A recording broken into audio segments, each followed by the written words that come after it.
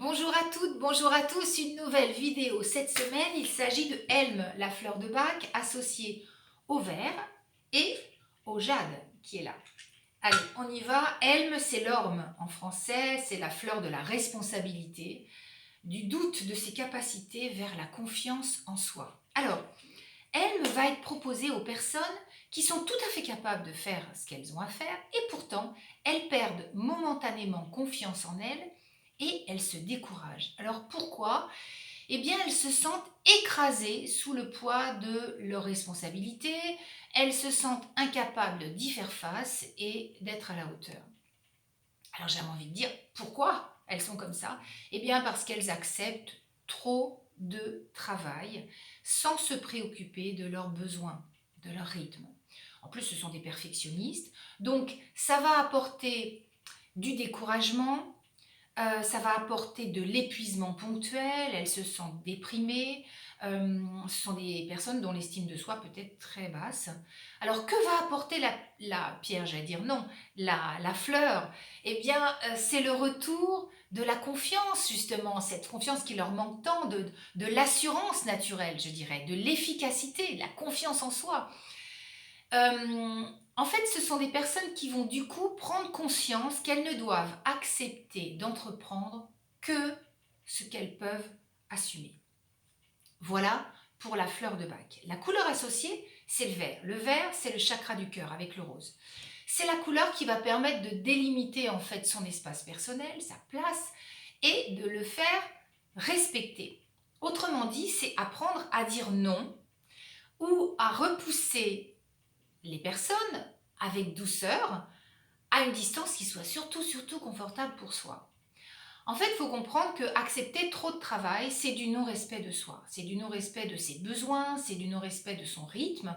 Et le vert qui est là, aujourd'hui, je tiens compte de mes besoins et je les écoute. Elle les écoute. Donc, le vert va apporter de l'oxygène, c'est une grande balade en forêt, hein, le verre. Hein. C'est une ouverture en fait des poumons, des bronches, du cœur et du thymus, qui est la glande endocrine qui se trouve juste au-dessus de la poitrine là, et qui gère les défenses immunitaires, très utile en ce moment. Donc entourez-vous de cette énergie verte si notamment, par exemple, vous vous faites vampiriser par des personnes dites toxiques, et puis apprenez à dire non. Ça ne veut pas dire qu'on les rejette, ça veut dire qu'on les met à une distance confortable pour vous.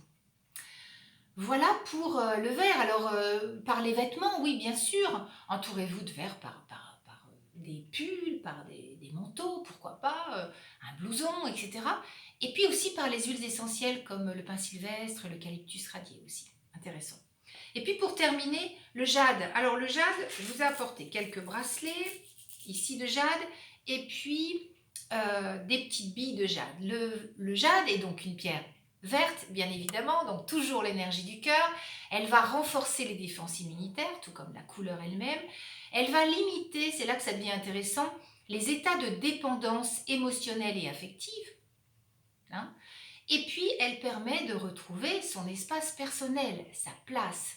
Elle va positionner l'ego aussi, je pense que vous les voyez bien, en intégrant que la perfection n'existe pas et que ce qui compte le plus, c'est de s'investir à la hauteur de ses possibilités. Alors évidemment, tout cela permet d'harmoniser les échanges, le corps, le cœur, la tête, hein, et puis d'apporter beaucoup de paix intérieure. Et puis je voulais aussi vous dire une chose, c'est que plus on est plein de soi, eh bien moins on est en recherche chez les autres de reconnaissance de sa propre existence. Voilà, voilà. Oui, alors elle se nettoie à l'eau, hein, évidemment, le jade. Un cadeau original pour les fêtes de fin d'année, enfin surtout pour Noël. Jouez avec l'énergie des couleurs pour vous épanouir jour après jour. Si vous manquez encore de cadeaux originaux, allez sur la FNAC ou chez une bonne librairie. Voilà, voilà. Et puis, c'est l'avant-dernière vidéo de cette année, j'en ferai une autre entre Noël et Jour de l'An. Donc dès à présent, je vous souhaite un très bon Noël. Profitez de ceux qui sont avec vous, même en petit nombre. Et puis je vous dis à très vite pour une prochaine vidéo. Ciao.